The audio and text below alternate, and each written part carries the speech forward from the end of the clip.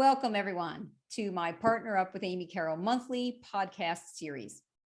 As a communication coach, trainer, speaker, and author, I'm delighted to bring you insights and ideas to help you solve your communication conundrums.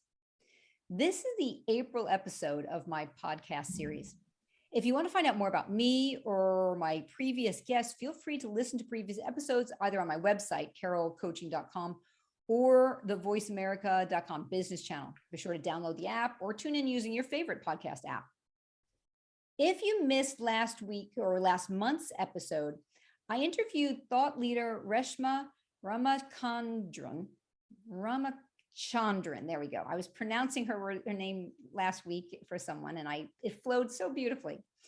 And it was a great discussion because we talked about leading business transformations, and Reshma really brought some of her experience and insights to that conversation. So be sure to check that out from March. Now today, my guest is Fadwa. Now let's see if we can do it right, Fadwa. Gmiden. Oh, I thought I was going to do it right. Gmiden. Okay, beautiful. So it's great to have you on. Thank you for joining me. Thank you as well. Thank you for giving me the opportunity to discuss about certain subjects that still are a bit uncomfortable to talk about, especially when it comes to the professional world. True. Yeah, so we're going to get into that. And Fadwa, I want to tell the listeners a little bit about who you are and how we met, so they have an appreciation for the conversation. Now, Fadwa, it's only been, 3 or 4 weeks, right? Yeah. Feels like I've known you much longer than that. Yeah, it's the charms. So Fadwa and I met in Belgium, in Brussels, during her executive MBA course. I was teaching the leadership presence course there, the executive presence course. And this is through BMI, Baltic Management Institute. Shout out to them. So thank you, BMI, for connecting me with Fadwa, amazing human being. So listeners, here's the thing. Fadwa's main job is team lead at Ataso. Did I say that right? Is that how you pronounce the company name? Atos. Yeah. I'm very creative with my pronunciations. That works. Yes. And now she's a software engineer there and currently studying, as I mentioned, the MBA with the plan to transition to strategic product management, where tech, business, growth, and sales meet and are featured. Now, Fadwa is working on launching her startup on career development and human capital. And the startup is called, see how we do, Kore Wakori, did I say it right? Yeah. Really? Yeah. You're being kind. Kore. Oh, yes, you say it more beautifully. So Kore Wakore means this is this. That's what you got, this life. No monsters under your bed, no phantoms hiding behind you in the corridor. So Fadwa, say a little bit more about this startup. I find it quite fascinating. Yeah. So thank you again for having me. Yeah. Well, the idea of the startup actually, it began in 2014, actually, and it became with my co-founder. And at that time we were still doing our studies. So we're like, okay, let's make it, sleep a little bit until we gain enough experience and we go to the professional world before actually launching it. And then, he came again. He was like, I'm doing my PhD. And I was like, do you really want to do this on your PhD or do you want to do this as a startup? And so it kind of started as the startup idea from what we've discussed in 2014. And the idea is simply that the professional world sees people in a very vertical way, in the sense of like, you're born, you studied, you worked, you did this, you're going to retire. But our lives are more complex. I mean, yes, we have that chronological order, but we have multiple things that going on, and we don't really see them appreciated, especially when it comes to showing our skills.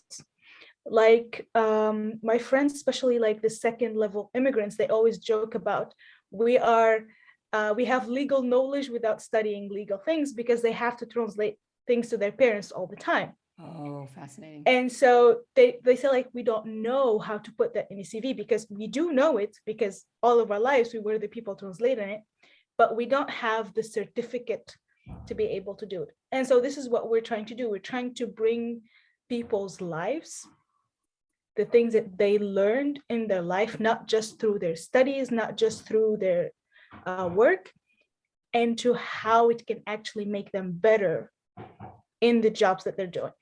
Oh my gosh, you're really looking at the whole human being and valuing all of their assets and skills and experience. Exactly. Wow, that's really cool. So listeners, not only is Fadwa busy with that, she's also the North African representative of the Pan-African Youth Network for the Culture of Peace and member of the African Diaspora Youth Forum in Europe. And you can check that out at adyfe.eu/team. Now, through both of these positions, Fadwa also volunteers and consults with UNESCO. Her most recent project was involved with the Biennial of Luanda. And this is where you're the program manager of a youth engagement program before and during the biennial, through training, discussions, presentations. What's that experience like? It's a very enriching experience, if that's the way to say it. This is actually the second time that I was in the organizing committee of the Biennale. The first one was in 2019, so it was before COVID. So it was in Luanda, so we were in Angola, we were physically present. This edition was all of it online, featuring 40 plus countries, among them state representatives, among them youth representatives of different organizations. We had people from Brazil to Sweden, and under all of that is like, Fadwa, figure out how to manage all of that. And I was like, yes, let's do that. And so I got nothing else to do. Exactly. And so the Biennale, especially the youth program, is related towards how we can make the entirety of youth works towards a culture of peace. And a culture of peace is related to how we can create a dignified living for people through work, education, and social inclusion.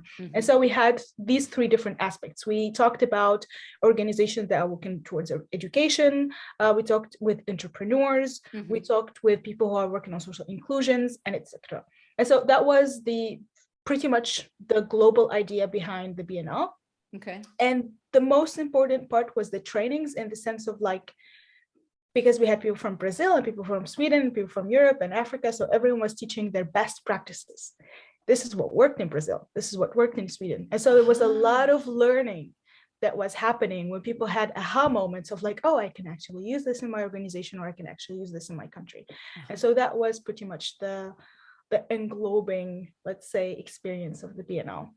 And I think the most difficult part was managing the team managing the Biennale, because my team had 13 people and we were all online. So I was in Belgium, my colleague was in Togo, the other one was in Gabon, the other one was in Morocco, the other one was in Italy, the other was in Angola, and we had to literally work together to make it through. So between figuring out time zones and figuring out what language we're going to use, because there's 4 spoken languages, and between emails, and between our work, because it's something to the side, so you have already your work. So there was like all of those different things going on together, and finally we were able to deliver a very good and a very successful experience in December 2021.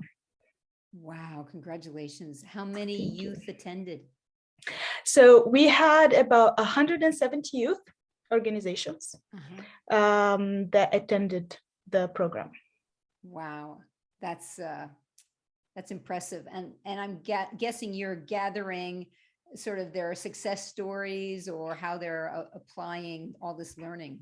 Exactly. So the idea is to really at the end is the idea how to translate all of that into policies that we can use, especially with whether it's the UN youth or with right now UNESCO is working on UNESCO Youth Ministry or with the African Union. And so it's like really like working on recommendations and policies of like, this is what worked in different places, and this is what we'd like to see coming in the future. Okay. So, you know, and listeners, that was just the introduction of who this woman is. We haven't even gotten to the official questions. So, yep. Fadwa, wow, holy smokes, you are a busy woman. I am indeed. And funnily enough, it's thanks to my ADHD. Oh, yes, let's get that. We're going to talk about that in a minute. So yes, it pays off. Exactly. So I'm officially diagnosed with ADHD. I've always knew that I had it, but before you go further, for some listeners, I think it'd be great to give a shorthand definition of what is ADHD. Of course. So ADHD is attention deficit hyperactivity disorder. And the things that there are three different branches, if that's the way to say it. You either have impulsivity, which is the part of risk taking and just wanting to, you know, do whatever it is at that moment. One of which is interrupting people when they talk. And the second part, which is the hyperactivity, which is like not being able to stay still and always wanting to do things. It's like we always need to move and everything. The third part is combined. And I happen to have the third one. So I have combined. I have the impulsivity part and I have the hyperactivity. The trifecta. So yeah, I hit the jackpot. And so the thing with ADHD is that from a very young age, one needs to know how to manage that. And so I think that's where I'm like thankful to my mom, because we had very strict routines and everything. And that helps you to create your own routine. And so helps you to manage all of those things. Because even though impulsivity and hyperactivity seems like, you know, bad words in a way, when they're managed, they become an asset. Wow, isn't that cool? Exactly. Because through the part which I call impulsivity, I'm able to actually kind of like trigger my fight or flight mechanism, in the sense of like, I can take decisions even when I don't have enough information. Or I can know exactly when I need to do things, even when they look risky. And when it comes to the hyperactivity part, it's more of like now when I can take on different projects at the same time and I still be able to balance between them, and I feel like I did, you know, different things and fulfilled parts of it. And so yeah, so there's the thing. And if there's a way to describe it, having ADHD is like having 100 TV channels on all the time in your mind. Wow, that's quite an analogy. Wow. I went into a bar once and there were 9 screens playing at the same time. And I was like, I can't handle it. Exactly. So, and that's where we lose the attention, because we have multiple things going on all the time. So if, for example, a teacher does not appeal to a student with ADHD to the class, they will go to the other 99 channels in their mind. They'll be like, yeah, this is not interesting. So I'm just going to flip to something else. I want to ask you another question about this from a professional perspective. And before I do that, though, I want to ask, when you describe it to me, is there a higher risk of burnout for you? Actually, yes. Because the thing is, I mean, like biologically speaking, if that's the way to say it, ADHD is linked to the lack of dopamine. And so for us to function, we keep looking on a way to increase our dopamine. So we looked into stimulus. And so one of the ways to look into stimulus is finding things that are interesting and going into them. So if you really love your job, you can do 12 hours a day. And without even feeling tired or not being able to do it. And so it's not a burnout because there's a pressure. It's more of a burnout because your mind is hyper focusing on the interests that you're doing. And by the end of it, you're like, the body cannot keep up with what the mind is Mhm. actually looking for. Kind of like a motor in a vehicle that's revving really Exactly. high, and at some point is gonna Exactly. burn out. Okay, that helps to understand. So, as a woman with ADHD working in Mhm. STEM, and for listeners, STEM is an acronym for science, technology, engineering, and math. You've lived in the US and Tunisia, where you were born, and now in Europe. Would you d- share some more lessons you've learned and how else this has helped you in your professional and your personal life, that you haven't already shared with us? All right. So, first, like, because having ADHD, especially when you're in a very restricted, let's say, community, people do not understand what you're going through. Mm. And especially with the teachers or with your colleagues. And so until high school, I have very few friends because people didn't understand why I'm fidgeting Mm. or why I am like hyper focusing. So they're asking me questions, but I'm not answering. Mm. And they think that I'm ignoring them. Uh-huh. And, like all of those things of like, why is that happening? And you're trying to explain, but they don't really explain. Mm. And so from all of those different things, I learned kind of like how to mask, which is something that a lot of neuro diverse people do, which is like, how can I look as neurotypical as possible? Oh, that sounds exhausting. It is. And that's when later on, we're going to discuss about managing people when in a Okay. neurodiverse team. Okay. Because for us, people like in the neurodiverse spectrum, like people, I tell them, you don't have any idea how many people in your vicinity that are neurodiverse, Right. but you don't know about it because they learned how to mask. Right. And neurodiversity, in the end, it's not seen. It's not something that you see. So you don't, unless someone comes forward with it, it's difficult to know whether a person is neurotypical or neuroatypical. Mhm. And so there was that part. So in Tunisia, thanks to my brothers, we come from a scientific family, and my brothers were crazy about math and physics, and they were a bit older than me.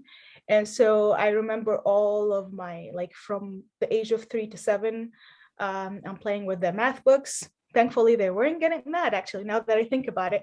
I'm like, how did you not get mad after I like written all of your books and stuff like that? But yeah, so like a lot of my let's say orientation towards STEM comes from my brothers, because we played a lot together. We built stuff together, and they showed me how things work, and they intrigued my curiosity in that part. Mhm. And so I was like, okay, this is something I understand. This is logical, which is one of the things that are related to ADHD. We want things that are a bit understandable. Mhm. And then you go within that. I did my first part of engineering, and then I had the possibility to go to the US. And so I went, and that was my first, let's say, cultural shock, if that's the way to say it. It was my first trip ever. Wow. And You were it was what on age? it was at the age of 20. Okay. It was my first trip outside of Tunisia. And it was a shock because in Tunisia we had a parity in STEM when it comes to genders. Oh, shoot. So when you go to classes, you find as many women as many men. So there is no discussion of, like female male parity when it comes to that. And so I went to the US and I went to class, and there were 3 women, and I was like, where's the women? And so that is it the Women's Day off? Did I have a day off today? No one told me. something like that, exactly. Oh, And what a so shock. there was the learning part of understanding cultural differences. And that's when I started to be intrigued by the idea of what makes a society and what makes a culture. And I started to learn about all these different things. And then slowly I started to integrate myself. It was difficult at first because people were like, okay, this African woman coming here to class saying that she's studying software engineering. And I'm like, yeah, but my brothers, both of them were engineers, and they never see me as a sister or as a female counterpart, but more like a person who's actually interested in doing what I'm doing. Mm-hmm. Exactly. And so it took time to understand where that comes from and how to integrate all those kind of different things. Like, and one of the things that might seem obvious is not to be personal. I know that the Not to relationship, take things personally. exactly. Yeah, that's a good The one. relationship is true that it's because people see you as a woman, Right. but in the end, it's a conception. Right. It's an ideology, if that's the way to say it. Yeah. And if every person takes it personally, there will not be communication. And so at a certain moment, I was like, okay, let's forget that I'm a woman. Let's forget that you're a man. Let's just discuss about the subject. And yeah, by the end of it, I started like, I have now 7 of my best friends are male software engineers in the US. That's so cool. Who we met through the school. I want to interrupt you a second because I'm in the middle of reading this book and I want you to know about it, and listeners may be interested because there's a story that seems so similar. So the book is called Black Magic by Chad Sanders. Okay. And he interviews Black leaders, scientists, artists, activists, and champions. And the theme is, what have you learned? You know, most of these people have grown up in the US, where racism is still very rampant. Yeah. And his question is, what have you learned from the trauma of being a person of color in America and the triumph? And just yesterday, I was listening to a story of a female scientist, I think she's also an engineer, and talked about the same thing with having brothers. And that's where she was inspired to go into STEM. So that's a book you might enjoy reading for many different reasons. Yeah. Okay, so thank you for letting me add that. Thank you very much. Sure. Yeah, you're welcome. And so, from there, I went to Europe, and then again, you're in a new setting, because in the US, I kind of learned how to be free, because one of the things about the US that I really appreciate is the ability to express freely. Yeah. Like no one is holding the knife under your neck. Yeah. In the sense of like, you can just be who you are, and that's how it is. And so I kind of experienced that part of like, you know what? Yes, I do have ADHD. I'm not neurotypical. I'm not like other people, and it's okay. And I don't have to mask it. And I don't have to put, any things towards it. And so that's how my journey came hand in hand between the STEM and ADHD and growing up and learning all those different things. And from there, I started to be more interested in people, not just science. And that's why go ahead. Thanks. You're going to definitely want to read this book, because that was the other guy's, the writer's theme, is that he was trying to fake it and fit in, or mask, as you said. Yeah. And finally, he's like, forget it. Enough is enough. And I had a similar experience when I moved to Switzerland, because I'm such an extroverted American. I think I scared the heck out of people. And I had someone actually say to me, Amy, you need to bring it down, girl. You're never going to make it here if you just you're normal. And I tried, Fadwa. I tried to keep myself in that box, and I was miserable. And even synchronicity stopped happening to me. Yeah. I didn't notice that till later on. At some point, I just said, oh, this is not fun. Forget it. I'm going to go back to being me. And there's going to be some people who are going to be, attracted to that. And there's going to be some people who run away, and I can't be friends with everybody anyway. So be it. And so making that peace with myself and hearing your story of how you brought that, it came together, it's really beautiful. And one thing I wanted to say is how touched I was, and this is why we're getting to talk today. Yeah. Because I think in the morning of the first session of the training, you casually said, oh yes, I'm ADHD.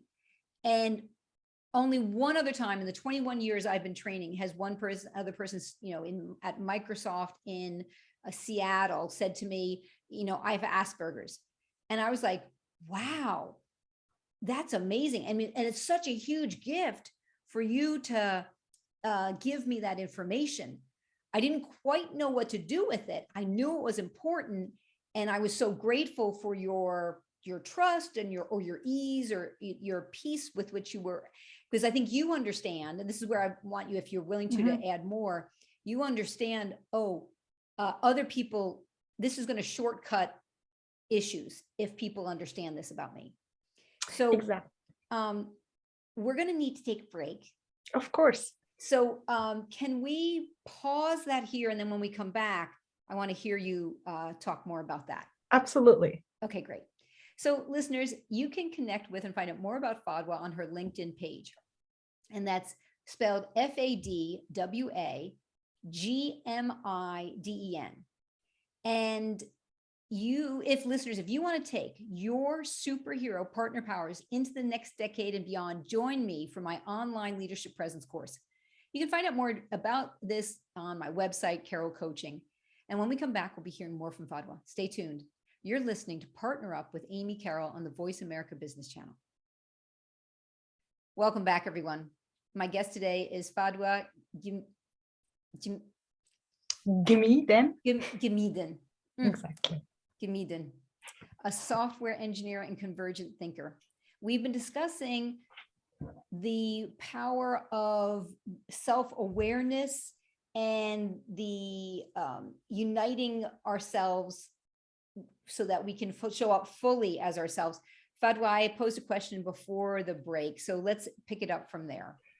All right. So one of the reasons why is it is, as you said, it kind of shortens the length of getting issues, because a lot of times people are like, why you're not listening, why you're not with us, or, like all of those different things. And so putting it out there already gives that build of trust. And even if something happens, the other person not only understands, but because you were frank about it, they will be like, yeah, it's okay. I think we can do something about it, and we will figure out, what to do about it. And one of the other reasons why I'm doing it also because I am in a team. I am a team lead of a neurodivergent group. Okay, let's talk about that. And yes, so as we talked earlier, I said like a lot of neurodiverse people, they tend to mask. And the masking literally takes up to 30 or even sometimes 40% of the energy that we're supposed to use to be with our family or to work or to study, but we use it to actually look normal. And because of that, one of the reasons why a lot of neurodivergent people actually burn out, because at work, they try their best to fit in within the normal, typical kind of settings. And so they're pushing their bodies and they're pushing their minds. And sometimes they're even pushing themselves through over-medicating, especially for those who are having medication. They'll be like, okay, I'm not going to have a pill. I'm going to have two to keep me focused. And so all of that actually makes the team dysfunctional. Because there is someone who's not comfortable. There is no trust built. The fact that someone is not being able to come frank with it. And so the first things that we did as a team, we were like, okay, just to tell you, I'm the team leader and I have ADHD. So we put that in the table. How did people respond? And suddenly people will be like, yeah, by the way, I'm dyslexic. I have dyscalculia. And like, you started to have like these all different things. And you're like, okay, here you go. Like, all right, done. We're all good. Wow. And that actually built the trust, because people were like, okay, this is someone who's reliable and capable, and someone who's just putting it out there. And so we're going to be able to be there. And one of the things that we did was that we created what we called an employee profile, in the sense of like, what is your communication style? Are you a bullet point person? Are you colors person? And when we started to work on that, we started to create a better communication within the team. And so for those like me who have short attention span, I like bullet points, so they send me bullet points. Nice. And for the other person who's more oriented toward paragraphs, they send the paragraphs. And so we started to have a better team dynamic because we started to understand where each person is. Wow. And I think this is one of the parts that a lot of multinational, international organizations fail.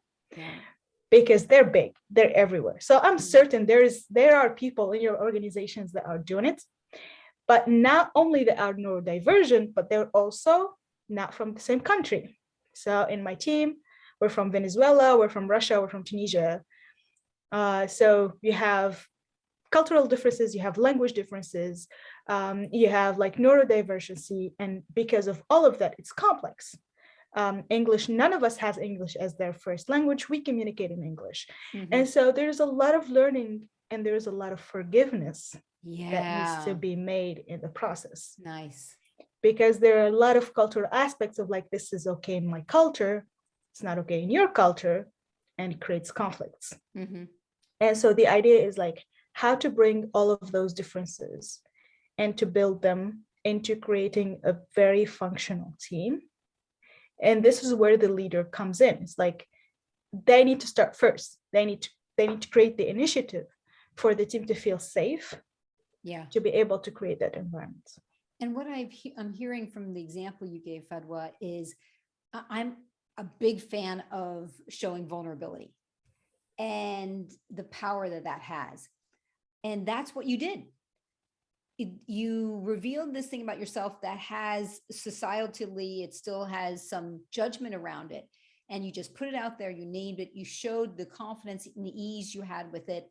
And then, as you said, it also, that vulnerability also built trust. So you talked about the multinationals and these international companies. And I'm curious to know, what tools, methodologies do you adopt and apply as a leader and a team member? You said some of them for these neurodiverse groups. What else would you add to that list? I think like the three most important parts, if I may say, the first one, icebreakers are very important. Because of our especially for us, because of our neurodiversity or gender diversity or sexual diversity, we are afraid of people's judgment. Right. And the best way to kind of put that off is icebreakers. But also when creating those icebreakers, they need to be mindful of all the different things that happen. So if I came from the start, I say I have ADHD and I have someone else who's in Asperger's. So we make sure that we don't create something that has a high sensual stimulants, not very loud noise. So we're not going to go to a karaoke bar, if that's the way to say it. And so it's to create the right icebreakers depending on the profiles that we have. That is the first part. And the second one that really worked with us is what we called pair working, which is once a week, you bring two people and they work together on the same task. And because they work together on the same task, they start to share information and feedback and be like, yeah, I wouldn't do it this way, but I think this one is better. And because they're working on it together, they start to express freely more. And of course, in the middle, there has to be some conflict resolution in the way. There needs to be someone who's actually managing if like the two of them are not seeing head to head, how to manage all of that part. And so these especially two methodologies, I find them very interesting and very important when it comes to creating teams. And so icebreakers and pair work. Yeah. Wow. And it worked really well, especially with what I call temporary teams, which what happens with UNESCO, for example, in the short-term projects, because we're going to work together for 3 months and then we're going to go. We cannot take 3 months to know each other for us to work. The project is 3 months. And so we need to have it very quickly. So icebreakers, pair work, get you to know the people very quickly and get to speed up that part. And the last part, which is strictly all like 99% of companies fail at onboarding. They so fail on onboarding in the sense of, I don't just need to know who I'm going to report to and who are my colleagues are, but I also need to know what's the culture within the company. I need to know what are the communication protocols. I need to know like all the different things that are related to communication and what I call the transferability. It's not technical skill related. And a lot of companies fail at that. And because of that, a lot of people, they'll be working for a year and they'll be like, yeah, I didn't find my place yet in the company. Wow. And you're like, but you've been working there for years. Like, yeah, but I only know 2 people. I don't even communicate with all of my team. And so these are like, I find the most important parts. Try to create onboardings that are inclusive. Not everyone can watch videos. Not everyone can read text. Like to make it more inclusive to everyone. So just mix between both. There are the article version, there's the video version, there's the audio version. Try to make it as what we call visually pleasant as possible. Some people have color blindness. Some people, they cannot concentrate on certain colors. And so all of these different things that seem obvious, Right. like when we talk about it, but it's very hard to implement. And it's also because that the people who work there, who are already neurodiverse, who are already within the diversity team, are afraid to speak up because they're masking. Right. So they don't want people to know. So they cannot go and be like, I think if you actually do this and this is going to be better. Yeah. And so there's going to be like, but how did you know? Right. And I think this is what, exactly. And this is why I think our product, when it comes to Kwere Wakore, is very important, is because we are culturally and neurologically and genderly and all those different things diverse. So we come with a 3D view. Yeah, I see it one way.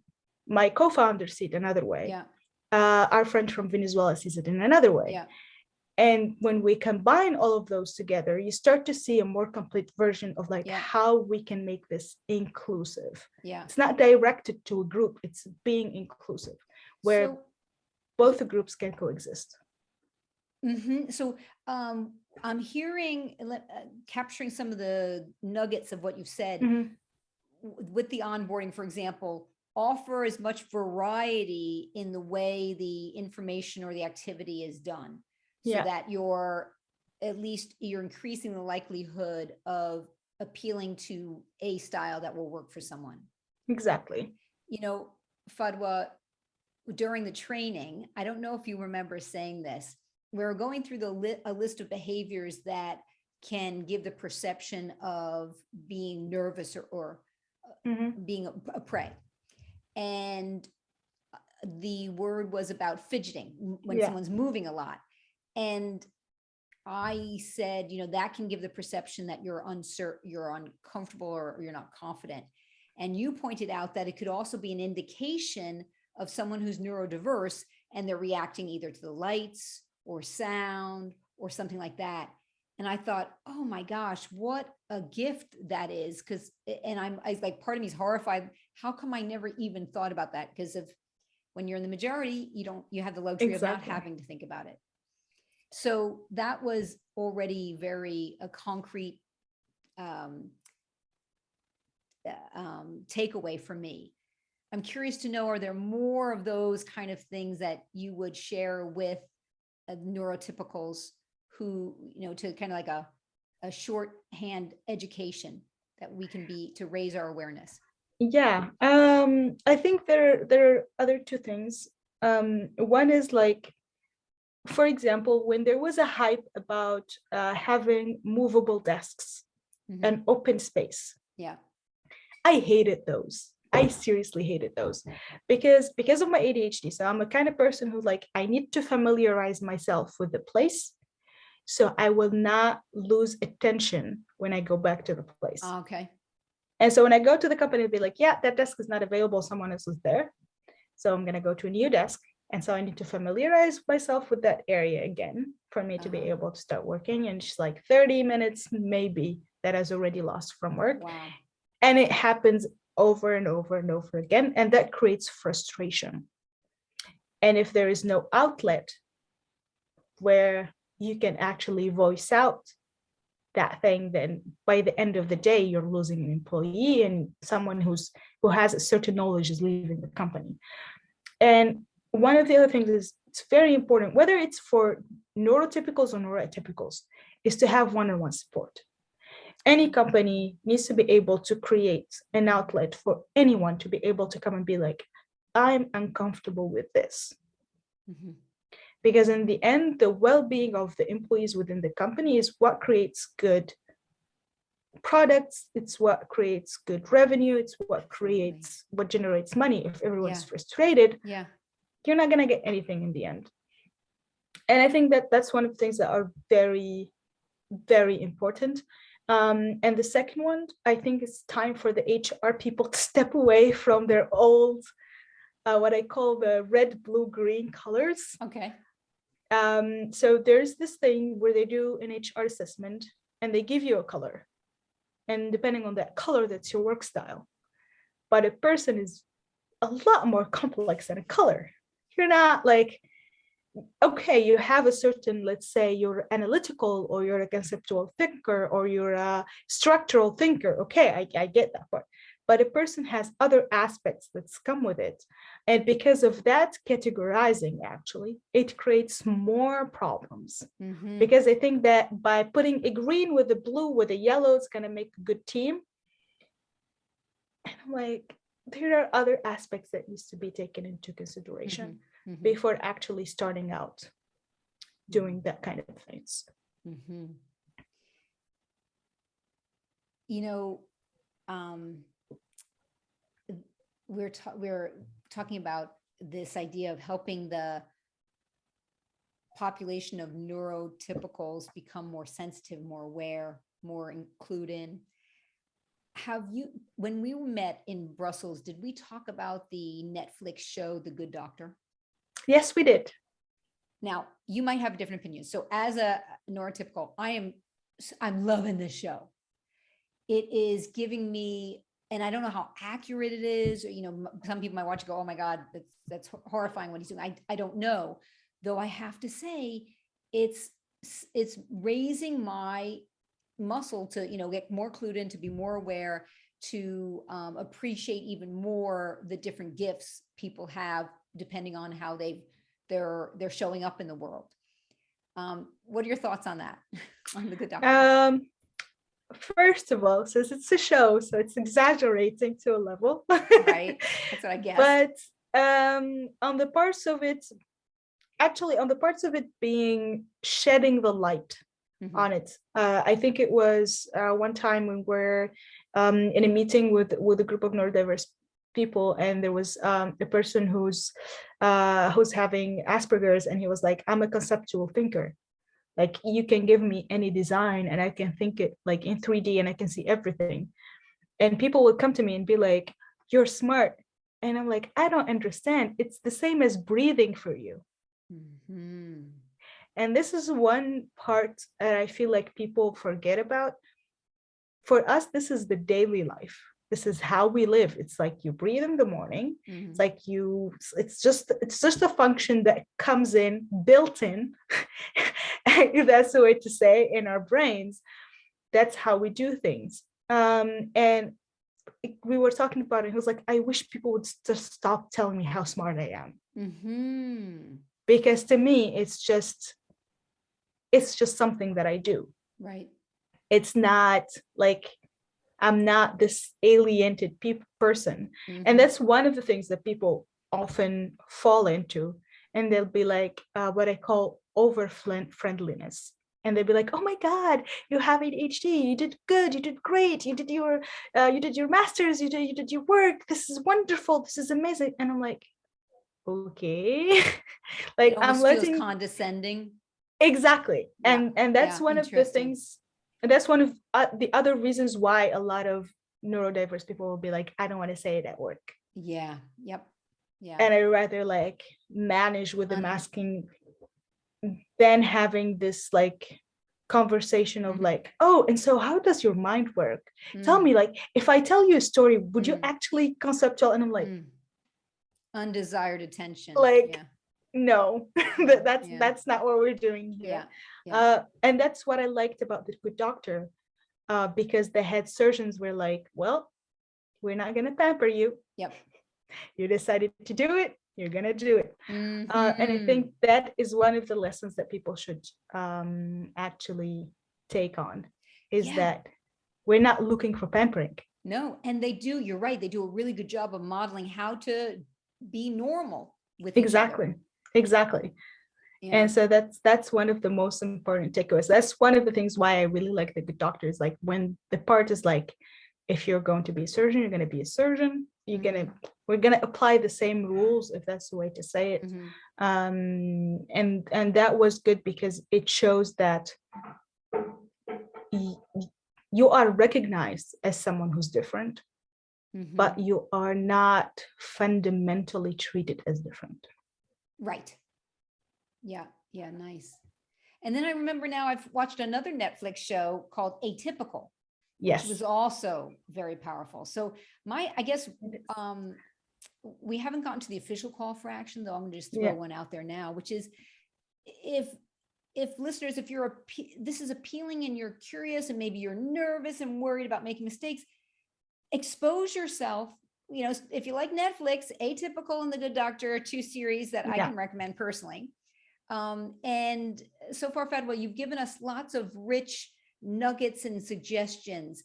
And in the few minutes we have remaining, what else would you like to share with listeners?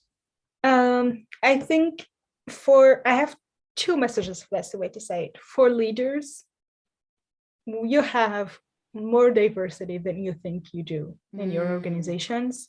And you seriously need to start to think about whether I'm creating a good environment for that diversity. Yeah. So that's like one of the parts. And the other one is for families. Before we go to families, let's stay with the leaders for a moment. Yeah, of course. What are some tangible steps? For example, actually right now, almost everywhere in the world, there's always organizations. For example, here in Brussels, you have ADHD in Brussels. It's an organization with tons of resources and talks and events and everything. And one of them is actually, they also have executive trainings for leaders who have neurodiverse teams. So there are a lot of different ways. Microsoft have it online. Microsoft, they have an online training related to inclusivity and diversity.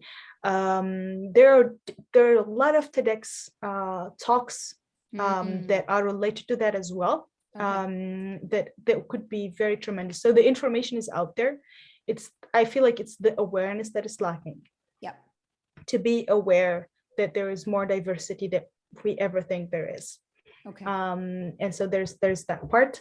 Okay. And to also not to be intimidated by it, because I feel like some people will be like, yeah, well, it looks like he's not normal, so I don't know if it's going to integrate well. And there's a lot of that, and it's because of mystifying, if that's the way to say it, what ADHD is or what autism is, because everyone still in their mind, they think about Rain Man when you say autism. Oh, right. You know, exactly. And I'm like, it's a spectrum. It's a very big spectrum. And you have both sides, and a lot of them who are masking, who just looks as neurotypical people. Yeah. And they don't want it to actually say it because of the Rain Man connotation. Yeah. If that's the way to say it. Got it. Okay. And so that's the part that I would like to say for leaders and for families. I was very fortunate with my mom because my mom was a very patient person, and she kind of like, because both me and my sister till third grade, she didn't want to take her bag off her shoulders. She goes to class with her bag and she sits there and she's like, nope. And she goes back home. She's like, I'm good. I got everything. And so patience is important because they're already masking in the society. So at least make home a place where they can experience and express themselves and not to make them over like conscious of what it is. And that's why we see a higher rates of depression and suicide and self-harm with people who are neurodiverse, especially. I mean, the latest case was 7-year-old who exhibited self-harm, who had ADHD, because no one in the environment is understanding it. And so it's really important to have that kind of support system for them to be able to experience themselves. You know, it's just It's just we're built differently. Absolutely. Oh, Fadwa, thank you for that. The time just flew by. Indeed, This has it was. been really rich for me. I'm just so grateful for you to being so open and sharing and generous. Thank you very much for inviting me. Yeah. Now, listeners, how would you like listeners to get in touch with you? Through LinkedIn? Yeah, LinkedIn works perfectly. Okay. And spell out the name of your startup too. So the startup is KOREWAKORE.